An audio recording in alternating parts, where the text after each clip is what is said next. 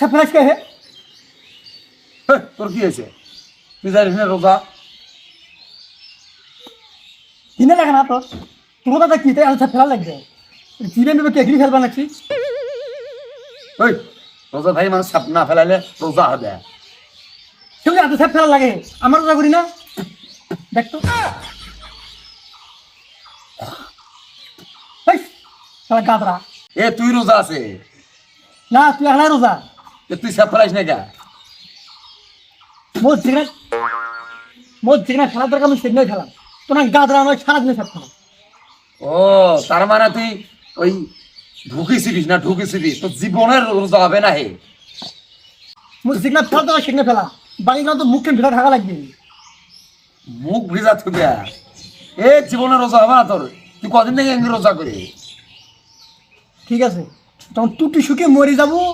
বুঝি গেলাম ডাকাবো গেলা পানি খান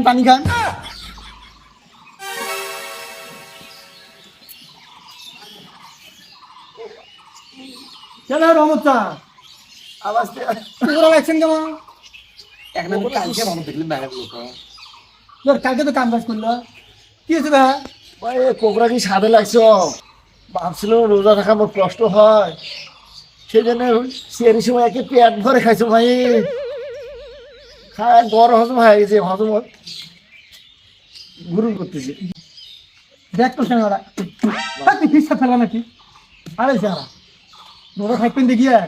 মানে অভিরোজ করে খাওয়া যাবে যেখানে তোমার লাগবে এইটুকুতে খাবে বেশি খালে যে বেশি থাকতে পারবেন তা তো নয় আরে গাদরা তুই থাকি বন্ধ করিস না এই মেজাজ খারাপ করিস তুই তোর কি আছে তোর রোজা হবা না রোজা আগে ভালো হয়েছে কি এখন তাদের অবস্থা কি 3 বার গেছি বলছিল বেশি করে খালেন রোজা যেন কষ্ট না হয় এখন তো আরো কষ্ট বেশি হয়েছে বুঝে শুনে খাওয়া লাগে না আরে আমরা খাই না চিকেন খাওয়া বন্যের খাওয়া খাইছে বুঝান ওই ছেলে আমি ভাবছিল রোজা করে না ওই জন্য বেশি করে খেয়েছেন এটা আমার করেন না স্যাংরা এটা কম করেই খাবেন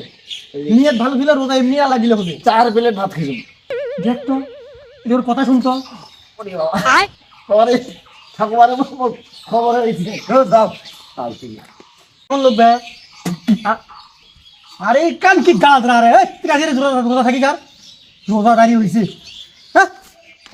ও স্যাপ ফেলাইস না দেখ না রোজা করার ভাই স্যাপ ফেলাইস মন না হান একদিনও রোজা থাকার বাবু তোর রোজা তো হবার না এলে ছাগল মার্কা গোটাকার